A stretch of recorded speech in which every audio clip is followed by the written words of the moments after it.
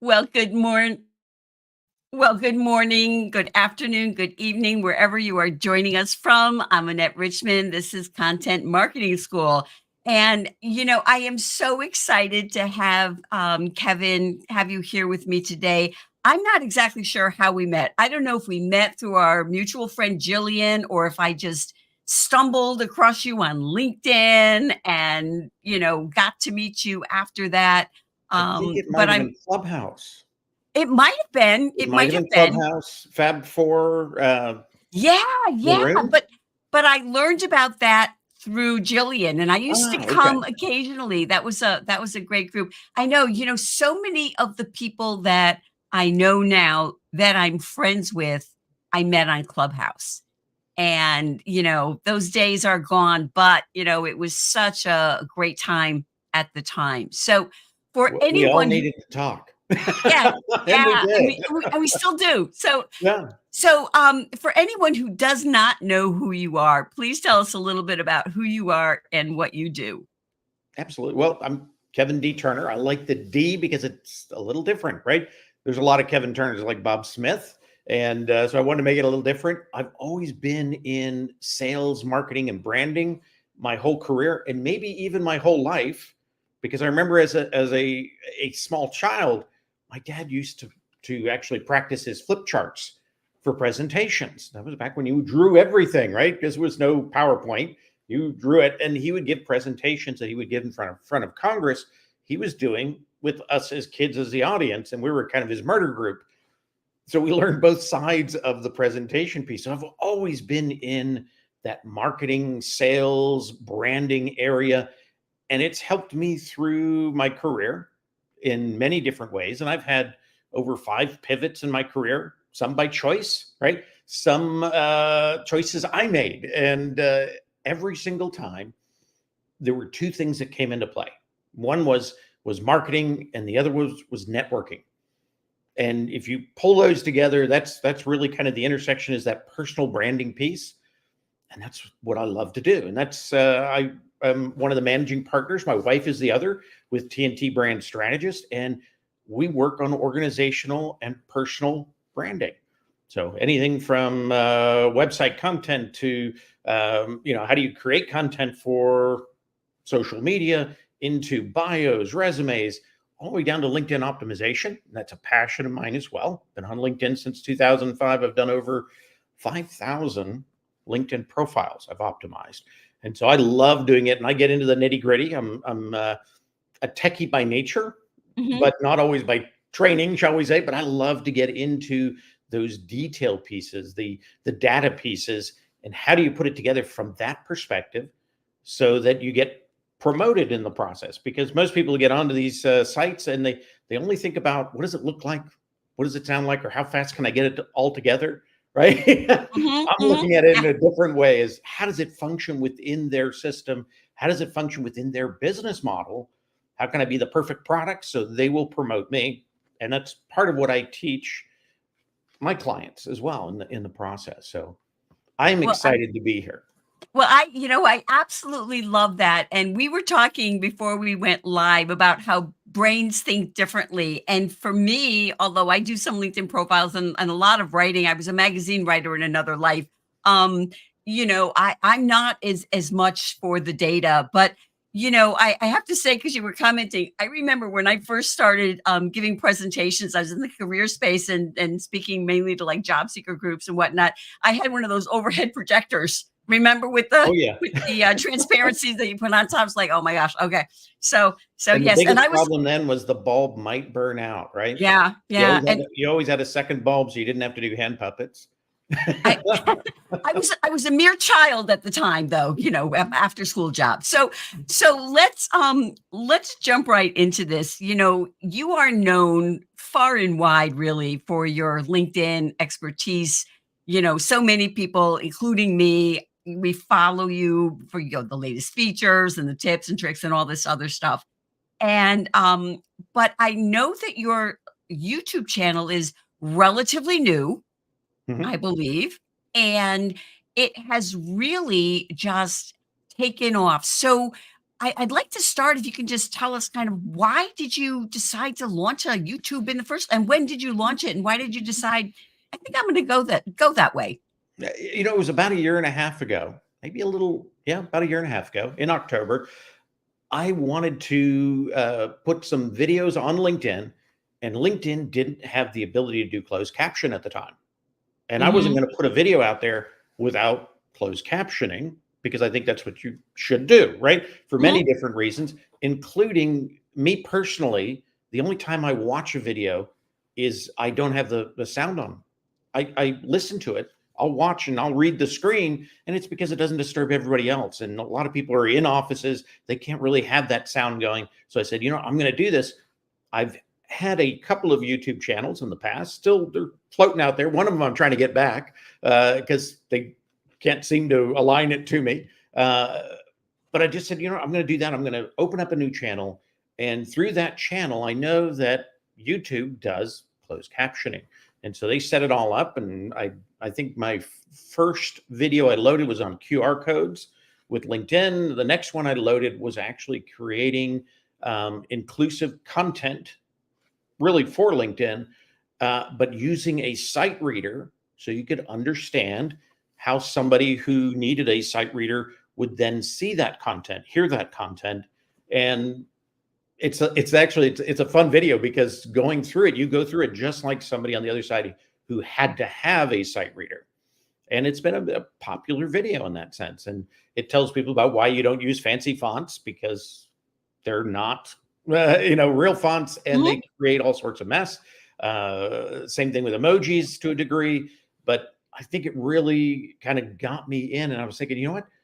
I have people ask me questions all the time. How do you do this? Why would you do that? What do you mean by market value filters? And I got tired, either cutting and pasting, sending them bits and information, having calls about it. And I thought, I can answer these one time, put it on YouTube, and I can send people there. And that's kind of how it started to really, really take off because I did a few in that first couple of months at the end of that year, and then I didn't do anything. And that's when I started thinking about that. This is a perfect place for all those people who say, "Can I pick your brain?" Right? I Hmm. don't like my brain picked too many times, or how do you do that? And I thought this is the perfect place to do it and put it there, and the momentum built. The other thing that I thought was interesting, I love to do other people's lives and podcasts. I think they're fantastic. I don't know if I have enough ability to do what you do, and that is coordinate all this stuff, get it right, simulcasting to here and there, and putting all that together, editing, all those kind of things. I don't know if I could do all that. I can show up and talk. That's my expertise. Showing up and talking, right? And so I thought, you know what? I'm going to give those same people who have me on the opportunity to say, if we can repurpose that content onto my channel, I Hmm. will give them kind of direct back, right? We'll make it a little different in the sense of maybe the entry coming in so that YouTube doesn't see it as the same content, right? And we'll kind of share in the process. So I've done Hmm. that. I've done over 150 podcasts and lives. There's close to, I think, a little over 40 that have made it into my YouTube channel that I liked, and I asked permission and we're able to put it in there. And it's been really good. Everybody who's done it with me said they're getting traffic back from it. So that kind of reciprocity piece, right? You get it Yeah, going, yeah, and it absolutely. it pays everybody, in that Yeah. sense.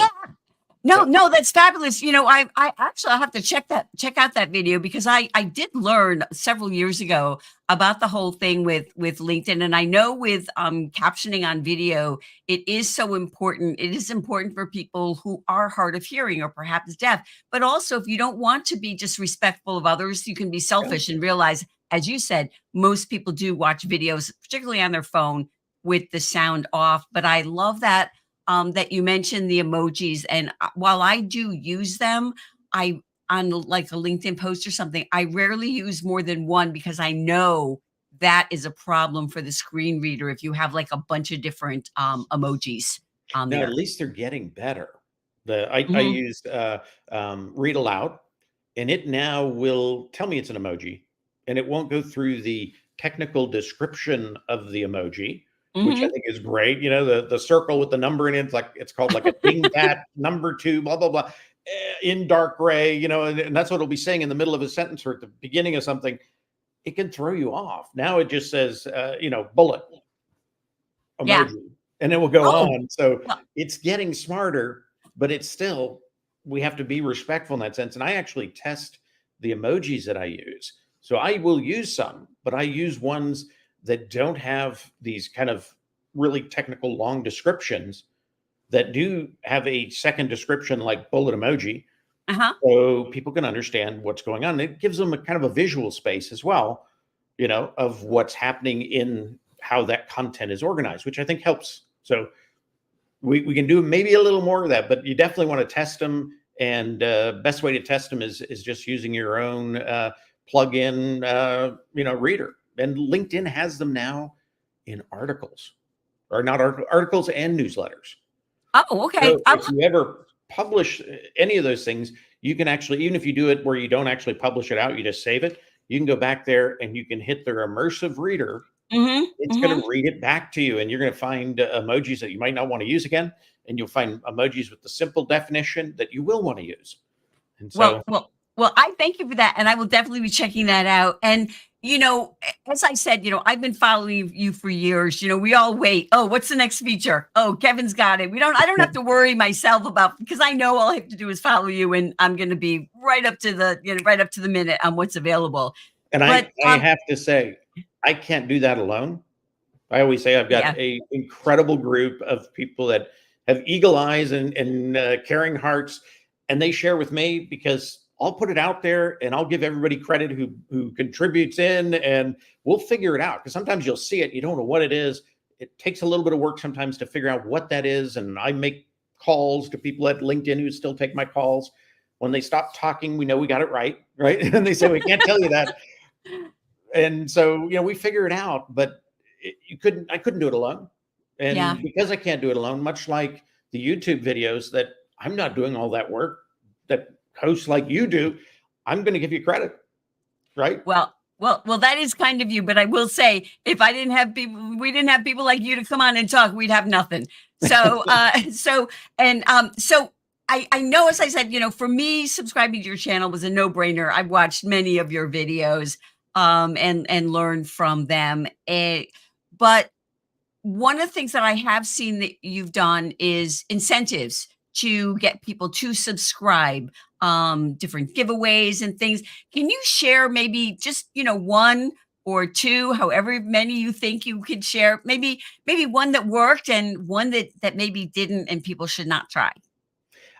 I really only had two methods that I've worked on. Okay. One of them was on LinkedIn. I would do a contest, Keep Rocking LinkedIn, because that's the name of the channel, right? I would do a Keep Rocking LinkedIn contest. If you were to comment on the post, right, you got X amount of points. If you were to share the post, you got X amount of points. And those points all went into, at the end of a time frame, they all went into a pool. And I used a tool called Wheel of Names. Hmm. And Hmm. Wheel Names online, you can load your colors, right? You can put your picture in the middle, which I think is fun because then you get to spin around and you're upside down half the time. So it's kind of fun. And the nice thing about that is it's totally randomized. So at that point, I would capture it, screen capture it as it was spinning. I would turn it into a GIF, and that would be my end post of the process. But I did that 4 times, and each time I averaged 100 or so subscribers. So Wow.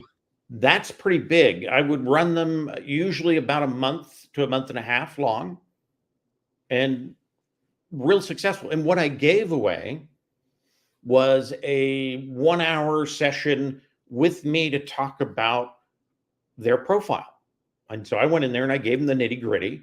What was interesting is because a lot of people who are participating were also, I think, thought leaders on LinkedIn as well. So I got to spend personal time with them, which was really kind of neat as well, and got even parts of their perspective on things. So to me, it wasn't like I was giving away anything; I was also getting as well, and that was one process that I would definitely do again, and probably will do one coming up because I've had people saying, "Well, when are you going to do that again?"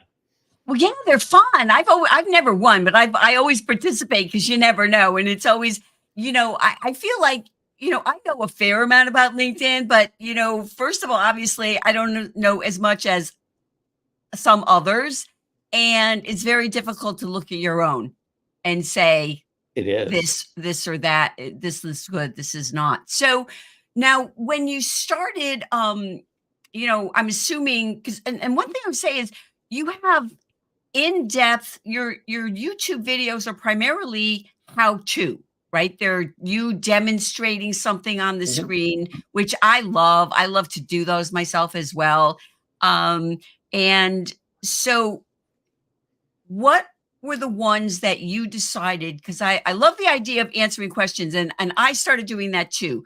I got advice from my buddy Frank and my friend Brenda to say when people ask you questions, to if they're friends and you're not really going to be charging them to create a video to answer the question and use that as Mhm. content. So I Mhm. do that too. I think it's a great idea, obviously not my own. But what did you decide to be like the framework when you started? What were the topics that you chose and how did you kind of choose them?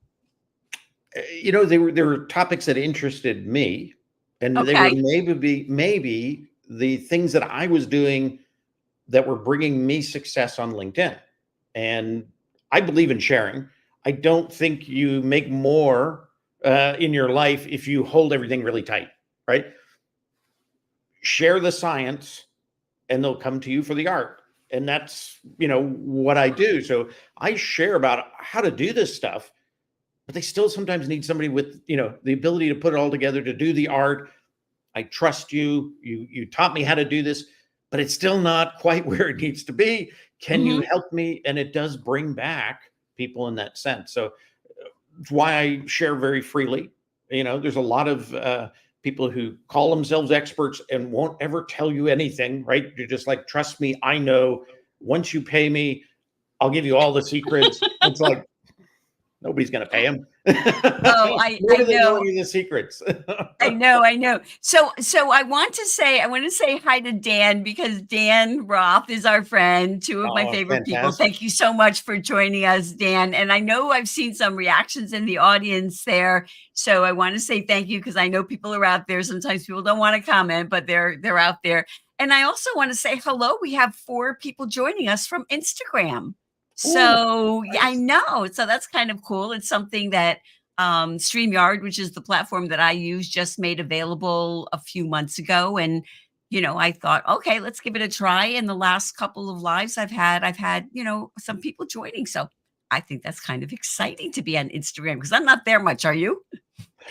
I'm not. I haven't been there in a long time. Well, So, you're there today. yeah, that's very cool. That's very cool. I know. It kind of is.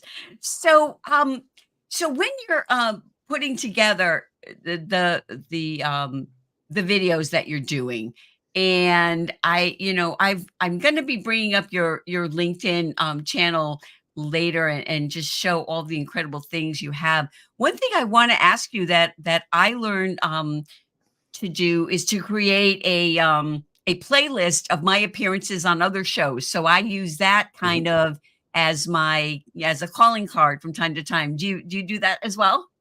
I do, and I also do it within my profile. So, underneath some of the positions, I will put in that add media space connectivity, and it connects back to those episodes I did that are also on my YouTube channel, even Mhm. though they've been repurposed. So it goes to one place, right? One placeholder, and they can see other options. Now, of course, LinkedIn just cut us off at 50, and I have 65 on one of them, so I can't even go in there and edit them now. So they cut us off on adding media more than 50. It used to be as many as you like.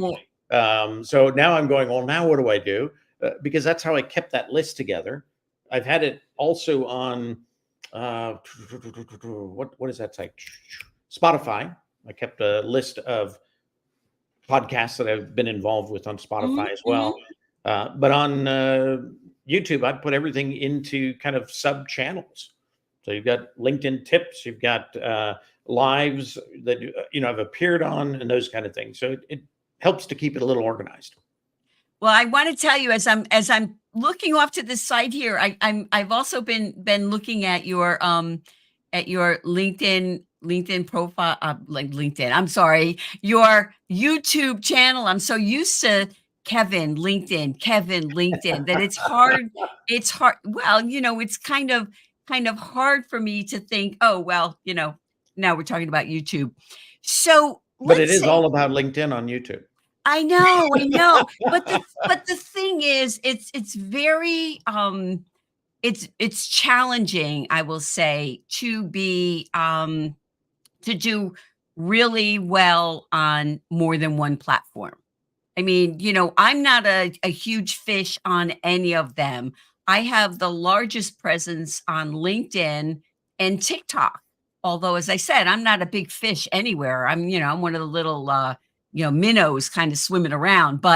It's really challenging to be on YouTube, to be really successful there, I guess is a Mhm. good word for it. So, do you have any tips that you can share for people? Let's say somebody's listening now or on the replay or maybe on my podcast, and they say, you know what? That sounds kind of cool. Maybe I'll get started. What are your suggestions for someone who says, I think maybe I'll start a channel? I think a little bit of it is go find channels you like, right? Much like on LinkedIn, you go find profiles that you like and start taking notes. Why do you like it? Why does it attract you? Why would it attract the audience that you want to attract? And think about it in that sense as well. But go out there and start looking at those. I still do it today, and I've been doing it for about the last month. I've been going out and looking at maybe even what you might call competitor videos, right? Hmm. Of people who are doing similar content to mine. And I'm looking at it and going, well, how are they doing it? What do I like about it? What do I not like about it? How can I improve what I'm doing? And so I've got a whole group of new videos I'm trying to work on right now to get those out. But I think that would be the first thing I would do. If you really want to get in there, start watching, right? Start looking at, start finding YouTube channels that you like, even interact with them and see how the individual who runs the channel itself responds, right? Okay. Often successful channels, just like on LinkedIn, if you post something and you get a bunch of comments and you never address them, it goes away. Yeah. YouTube's going to be the same Yeah. thing. And Yeah. successful channels, they respond, and they make you feel welcome, and they thank you for commenting and those kind of things. Same thing goes on here. So That is excellent advice. Anybody who knows me knows that I love video. I have so much fun doing it. I'm trying to actually get a little bit more fun doing it, and I follow a lot of video creators on LinkedIn. I follow them on TikTok, and I learn from them. Oh, that looks kind of cool. Maybe I could kind of work that in, and so there's certainly absolutely nothing wrong with that. So I want to share my screen here, and I want to bring up your LinkedIn profile. Oh no, that's my profile. We don't want to see that. There we go. That we can there see you that. yeah, well, then we just be watching ourselves again, only on another screen. So let me just go over there and shine the light on you. And so I know that you were talking about, now you have a lot of, so there's you cannot miss you, Kevin. You cannot miss you. I love your background. And So this is I forget they changed all of this. So in your Absolutely. feature, this is where you have a lot of videos, right? In the feature where people can this is No, your YouTube channel, right? yeah, Or is the that first one is gonna be the, captured in the wild. That's the sharing okay? of LinkedIn features. The one in the middle actually is my newsletter, Newsletter. Okay. and I can't remember what the other one is. It is your YouTube. The third one I'm reading There you right go. now. Keep rocking LinkedIn on YouTube. And Now, so for some that reason, my GIF stopped working there, so I have to reload. But my little robots actually march, but they've stopped. they're I like resting. using GIFs in these kind of areas because Yeah. they kind of light up, right? Mhm. LinkedIn Yeah. doesn't give you free flowing video on your profile, but if you use a GIF, you can really kind of spice things up. Yeah, I know Jeff Young does a lot of that as well. He Mhm, uses a mhm. lot of gifts. He's kind of the king of gifts. So, we are down almost to our end here because the time flies by so quickly. And I'd like to I know you're pretty full up here, but people should definitely follow you. And I don't know if you're open to connecting with people because you may be already full. No, I'm Nope. far from full. Okay. What I do suggest though is always, and I do this myself, follow first, Hmm. engage, right? And I don't ask anybody to connect until I've known them for a while. Matter of fact, Jeff and I knew each other. Jeff Young and I knew each other for over a year before we ever connected Wow. because we already knew each other, right? That was like Yeah. a technical solution to what was already going on. That's the best way to make connections. When It people it say, I can't believe we're not connected yet, those are the good connections that you've already really connected. You just haven't done the technical piece yet. But yeah, follow first. that is true. So I'm trying to move over to your YouTube channel, and I believe I need to actually stop the screen because I just want to show it really quickly. And as I'm showing your YouTube channel, I always like to ask my guests for a final thought. I mean, I've asked you some questions, we've chatted about a lot, but usually there's something that maybe you think you'd like to share that's important for people to know that I haven't asked you and we haven't discussed. And I will just be scrolling along here on the YouTube channel.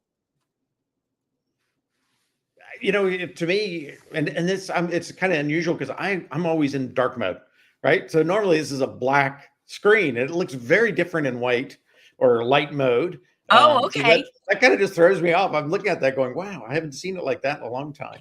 Um, but again, I'm about connectivity. I'm about networking. So one of the things I do at the top in my banner is my QR code to get back to LinkedIn. So if they discover me here, and believe it or not, people have found me on YouTube and then discovered me on LinkedIn. So it's working both ways, which I think Wow. is great. Okay. And believe it or not, the other thing, and talking about promoting, I did run one Google ad process with YouTube, and I think I spent $100 and it gained 150 subscribers. People who'd Wow. never ever heard about me before now are subscribers. So I look at that and go, for $100, would I do it all the time? No, and I haven't. I've only done it once. But if I needed to get over that hump, right? I'm sitting at 900 and I can't get any more subscribers. It's not happening. You can buy them in a way, Yeah. Well. but it's basically YouTube puts you out there, pushes you out there, and they start counting the ones that connect. But it does work. So if somebody has Wow. to get over that hump, so they can get into a zone where hopefully one day YouTube will pay you some kind of respectable dollars. I'm not making anything like that, and it's not the reason I do it. But Mhm. you want to get over that 1,000 because then YouTube starts paying a little more attention to you, Yeah, yeah. I including hopefully writing some checks. You know, I would hope so. And just for people who are listening on the podcast, the name of Kevin's YouTube channel is Keep Rocking LinkedIn, and you can see the QR code, and you cannot miss Kevin Turner. I mean, you can see the QR code, and there are just so many types of videos up here. It is really just a treasure trove for anyone who wants to learn about LinkedIn and, would like to pick your brain. They can go to your YouTube channel and pick your brain there. So, Kevin, I have to say, I'm so glad that you said yes when I invited you. I'm always grateful because I have had such amazing, interesting guests who come and share their expertise and are so generous like you too. You are one of the most generous people on LinkedIn. So anyone who's not following you, they definitely should be. I So, appreciate that. And well, I love that part of LinkedIn. It's the connectivity, it's the networking. And whether you're employed or unemployed or running your own thing, one of the things I believe in is networking always beats not working. If you yeah. network, opportunities will come to you. If you're looking for opportunities, networking is going to get you there. Always network. And part of being a good networker is it's fair and even, right? You don't network for yourself only. You Mhm. network to help others. And if you can bring that into your whole life, things will happen for you. Well, I think that's the perfect comment to end on. Again, I thank you so much. Thank you to people who have been here with us.